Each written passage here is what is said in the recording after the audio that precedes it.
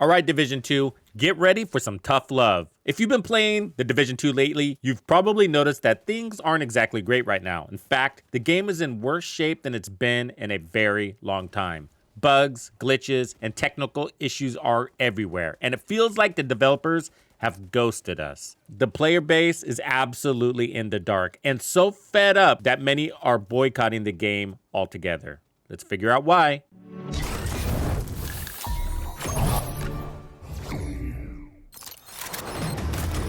Piece of crap wristwatch. Bugs are everywhere you look. The Division 2 is a great game with a lot to offer, but right now, it's like walking through a minefield of bugs and glitches. In case you've been off planet, let me get you up to speed. We know nothing. You're now up to speed. We've faced a series of unfortunate events hitting the game community in rapid succession. It all started back in May. The developers silently canceled the Year 6 Season 1 reveal. Instead, we were told to get excited about the big news for the Division 2 at Ubisoft Forward, their major game showcase. Unfortunately, the game barely got a mention, relegated to a few measly minutes at the very end of the post-show. That's when we were hit with the bombshell. Seasonal characters coming in Seasons 2.0, slated to release in about 13 weeks. Saying this did not sit well with the community is an understatement. Then, Year 6 Season 1 launched without any changes to the gear and exotics, which the community had unanimously agreed were terrible during the PTS testing. So, for 2 seasons in a row, we received duds for gear.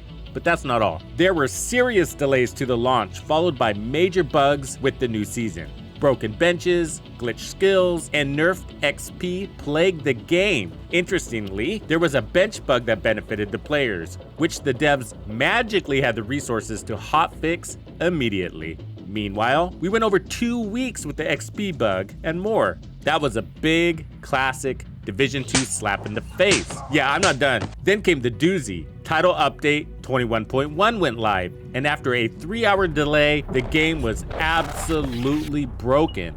Old bugs were introduced, even that bench bug I mentioned, and half the weapons didn't have audio, shooting silently. The bugs are so numerous, they seem to reach every corner of the game. All this while the game has been leaking players since the introduction of seasonal characters. It's been a week since Title Update 21.1 was released, and we haven't received a single statement from the devs. The known issues board is a ghost town and has not been updated in ages, and Twitter? It's not tweeting, at least not from the devs. One of the most frustrating problems is the constant crashes. It's happening a lot and it's super frustrating. These problems make the game nearly unplayable at times, and important game features just don't work right. Sound effects drop out for more than half the weapons, and graphics glitch out with textures not loading properly. These bugs break the immersion and make the game feel unfinished and very sloppy. These issues aren't just happening occasionally. They're widespread and affecting a large number of players. Everybody. It's like the game is falling apart piece by piece at every update. So where are the developers? And this is my hot button. What makes the situation even worse is the developers' complete silence. In a time when players need reassurance and fixes more than ever, the developers are nowhere to be found. The developers have gone quiet on their social media accounts and community forums. We're not getting the updates, patch notes, or insights we need to understand what's going on and what's being done to fix the problems. When players reach out for help, they're often met with automated responses or long waiting times. And I'm not even sure it's really coming from the devs. I think that there's some unpaid intern out there that's like, holy crap, I better take some initiative, nobody else is. Kudos to that guy. But when we do get a reply, it's usually a generic message that doesn't solve our specific issues. Time and again, we've been promised fixes and improvements that never seem to really materialize. It feels like the developers are either unwilling or unable to get the game back on track. Okay, this is not just a rant video. We're getting to something here. This is all a very big deal. And remember, this is tough love. I'm coming from a place where I really love this game. I've been covering it. Well, I've been playing it since 2019, and I've been covering it since around 2021 or something like that. And I'm gonna continue to cover it, but I'm taking a stance here. I have a position here, and I'm gonna share it with you. Because someone needs to be helping the community by providing a dose of reality or what to expect. So I'm gonna do my best to give it to you here. And so this is where I stand right now. I am not giving the Division 2 a dime. Sadly, sadly, this is the first time since I have played the game that I haven't purchased the season pass. So seasons were introduced with Warlords of New York, and I have purchased every single one. And recently they've been introducing apparel packages and bundles, outfits, and etc. And I have been purchasing most of those. But now I'm not spending a dime on the Division 2. And let me just be clear, it's not because of seasonal characters. It's not because of Seasons 2.0. It's not because of the Manhunt or the DLC. It's not even because of the bugs in the game right now. The reason why I've decided not to spend money on the Division 2 is because of the developers' lack of communication. So let me touch on the subject. This is not a seasonal character discussion, but feel free to drop your thoughts. This is much bigger than that. So I'm not super excited about the seasonal characters. I've laid down my thoughts on that already. You can check it out in this video. And this isn't a bugs video either. You can check out that in this video too. There's a lot of bugs. So if you're wondering whether you're alone or not, you're probably not. But if you want to see what bugs there are, this is probably the best place to go because none of the bugs are listed on the known issues and Twitter's ghost town. But I am going to touch for a second on seasonal characters because it relates to my hot button here, which is the developers or the studio's communication habits. My biggest worry about the seasonal characters is that they're just going to do it wrong. And some of you might think, well, there's no right way, but my point is that the developers have a pattern of not listening or taking our feedback. Just using recent examples, last season during the PTS, they provided, all the rifle gear and the exotics for us to test, and it was unanimous. I mean, everybody commented it, and there were videos saying that this gear cannot be launched this way. It needs to adjust. We don't know where it fits in the game. It's not strong enough, and we don't see the direct feedback that comes out of the PTS, but either way, they launched the gear basically exactly how it was experienced in the PTS, with only some very minor tweaks. It's like they didn't care what we said. It's like the PTS was only used to see if it functioned or didn't function. Now, the devs say that they're open to our feedback and they're glad to receive it, but I have practically never seen the devs adjust anything based on our feedback. Very few times, like for example, gear lock was a big hot subject, part of Project Resolve, and that was just one detail that they ended up reversing. They did hear our feedback, but the entire community was rocking the ship. Same thing is happening here. The entire community is rock the ship about seasonal characters. They put out some FAQs, but that didn't really help. Everybody is still in the same position. So some of the community leaders and probably even the devs, although they're not saying much, are in this position, well, you don't know enough to judge. But the community is saying, well, yes, we do. There's seasonal characters coming. We can't experience the new content with our main characters. That's all I need to know. Let's get back to my point. Because the developers' style of communication, or the fact that they ignore our feedback, the fact that we can give unanimous feedback on things like the Sanctum Imperium, the new gear set Breaking Point, the new exotic shotgun that absolutely sucks, and that they release it after we've given that feedback tells me they're not listening to us, or they think they know better than the community does. That's what scares me the most about seasonal characters, is that they're gonna do it wrong because everything that we've seen from the developers has been off the mark. I don't think they know what the community needs or wants.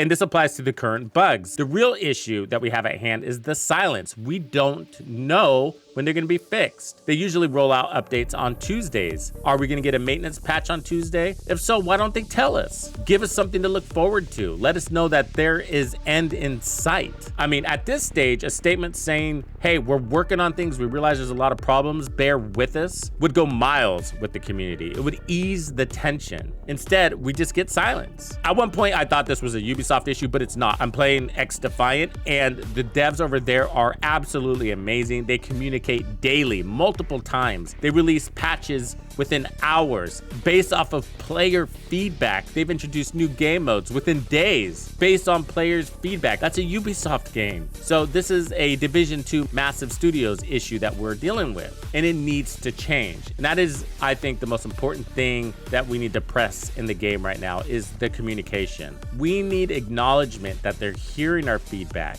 active listening. They're just gonna have to figure out ways to do this. We can't do everything for them on this end. Now, I know what many people are thinking, that this is a veteran player issue and we're just fed up with stuff, but all these new players, okay, they're gonna mature in the game too, and they're gonna see the patterns themselves also. They're eventually gonna be here too. It's a matter of when, not if. So because of all these issues, many players have had enough. The community is boycotting the game. So I'm refusing to spend, and I'm also diversifying my time in other games. It doesn't mean I'm leaving the Division Season 2, but others are refusing to spend any more money on it until real changes are made. Players are giving the game some tough love right now, and I support that. By not spending money, we're sending a clear message: fix the game. The community has lost trust in the developers. Many of us lost it a long time ago. If they can't fix even the basic issues without breaking other parts of the game, why should we be paying them? Okay, real thoughts here, but warning, this is speculation, but I do have to back it up with this. I've been playing for a very long time, and I pay attention to every single move these developers make. And I'm not tooting my own horn here, but I gotta say I'm generally pretty accurate. My predictions tend to pan out. Anyways, this may never be revealed by the developers, but let me tell you what I think is really going on with Seasons 2.0. I think Seasons 2.0 and seasonal characters is a desperate move by the devs. The introduction of Seasons 2.0 and new seasonal characters seems like a last-ditch effort by the developers to regain control. You've heard the devs say they want to control the player's progression and make sure we don't have too much power creep. Why do they want to control that so bad? Well, many of us believe it's just a distraction from the bigger problems. It seems the developers have completely lost control of the game's development. They cannot even release a small patch without breaking critical game elements. Time after time, this is proven. Title Update 21.1 was a tiny patch. Look at the patch notes. The biggest update there was the XP fix. Everything else was basically random cosmetic crap, and we're absolutely broken right now. So they're never going to come out and say that they've lost control of the game and that they cannot launch even the smallest of patches without breaking the game. We're on the same page there? Fine. In my opinion, the seasonal characters thing is that it's a whole new construct that they will be updating continuously from that point forward. Everything else in the game, including our main characters, will be in position status quo. And I'm sure they're going to try to go through and fix all the bugs and stuff like that we have now. And from that point forward, it'll all be on maintenance mode. And everything new in the game will be in this compartmentalized section of the game with, let's just say, more stable coding. Because it's new or whatever. Not gonna dive into the technicals there as if we know what's really going on behind the scenes, but doesn't that make sense? What would you do if you were faced with this issue? The scary part about all of this is that these decisions were made a long time ago, before you realize. Back to the last time we received Division Day, which was over a year ago. That's when they announced Project Resolve. That's when they pushed the DLC to 2025. That's when they announced Seasons 2.0. So the scary part about this is that Project Resolve was their excuse for pushing out the DLC, saying that Project Resolve was going to rebalance the game and fix over 2,000 bugs. And here we are, one season beyond Project Resolve, and the game is worse than what it was before Project Resolve. I stand by that statement. And now it's really hard for me to actually log in the game with what we're dealing with. So what did Project Resolve do? At this stage, I think it was a cover-up to buy time. We're not gonna ever really know. But all I gotta say is that we accepted a longer seasonal structure. So seasons used to be 3 months, now they're 4 months. Because they said, with this, we could drop cleaner updates, okay? We're not realizing that, are we? And then we accepted them pushing out the DLC because they said, with Project Resolve, we're gonna clean up this mess. And from that point forward, we'll have cleaner updates. We're not realizing that either. And we're one season out of Project Resolve. That is some scary stuff. And now with Seasons 2.0 and seasonal characters, the devs are saying we will have better control over player progression, experience, and power balancing. So here's a dose of reality. When it comes to Seasons 2.0 and seasonal characters, it's coming. That is hard coded in the game. They will not reverse that, not at this stage, not 13 weeks out from launch. Not when a financial model is built on that, not when it's already been integrated into whatever the DLC is in the following season. I don't like saying that, but it is our reality. And I will be playing Seasons 2.0, and I will be reviewing it thoroughly. So if you want real talk, if you want to know what to expect, whether you're playing it or you're on the sidelines waiting to see, this will be the channel to watch. There's something even more important we need to discuss about these seasonal characters. At this stage of the game, it would be wise for us to try to understand the position that the devs are in. The next major release, aside from the DLC, is The Division 3, which they say is coming. It's reasonable to make the assumption that that's 2 years out. Just looking at Ubisoft's typical development cycles. The problem that the devs are facing is that every time they touch the code, they break it, no matter how small the patch. So the question they're asking themselves is, what can we do that can be sustainable and meet the community's needs, which is new content? And what they came up with is the seasonal character concept, because they can put it in a little compartment of its own and not have to continuously update the majority of the game for the next couple of years. Now, I'm not going to pretend I'm a software engineer or anything like that, so please recognize that I am simplifying this dramatically. But if I was the business manager of this team, I would be asking these questions. These are important because somebody over there at Ubisoft has got to be saying, hey, why do you guys keep breaking the game all the time? Why is your customer satisfaction at an all-time low? More importantly, what are you going to do about it? So they came up with the seasonal characters, but the problem is the solution that the devs came up with is outside of the formula that works for the Division 2. And why did they go there? Well, there's been something else that the developers have been working on since basically they came out of hibernation a few years ago. That is, they want to make the game more approachable, more inviting to the casual player. So I put out this video, why do people still play this old game? In that video, I brought up the stat where in 2023, the majority of game time investment was going into older games, which is not much of a surprise because the Division 2 is a live service game. It was designed to go on forever. And in fact, it has been going on forever. We are in year 6. And so one of the examples that's brought up in that video that I discussed is Mario Kart, and how there's like 8 titles of Mario Kart and they're all basically the same concept and they're all tremendously successful. Why? Because the original formula works. So you give the player base what they want. You've heard the saying, if it's not broken, don't fix it. So the problem with the seasonal characters concept is it breaks the model on what people have signed up for the Division 2 and what we intend to sign up for in the Division 3. We all know that the developers want the game to be more inviting to a wider market. So the more the Division 2 tries to tailor the content to the wider market, then the more diluted and generic it becomes. So instead of developing something that's truly compelling, you end up with something that's watered down, something that lacks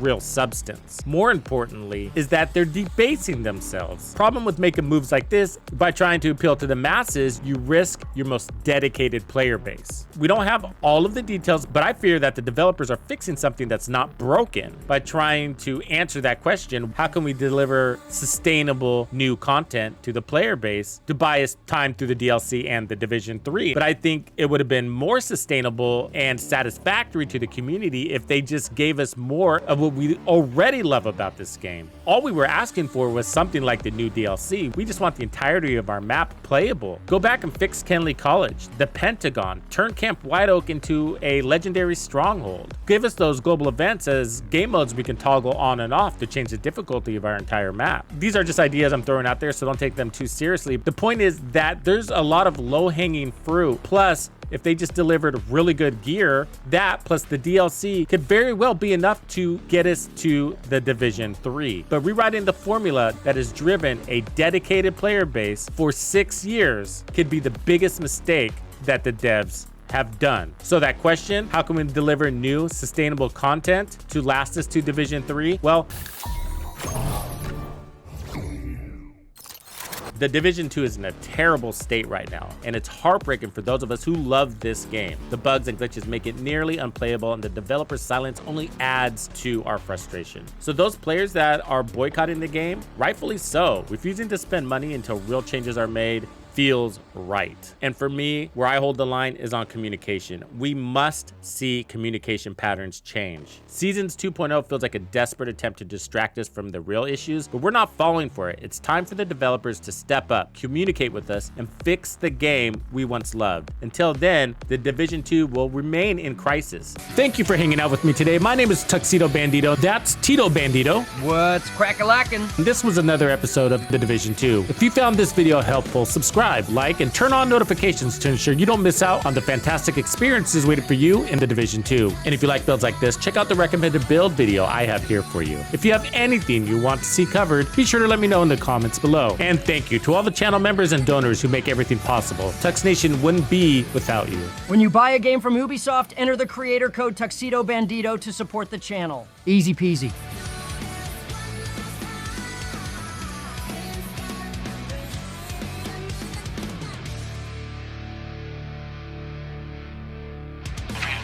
Follow me.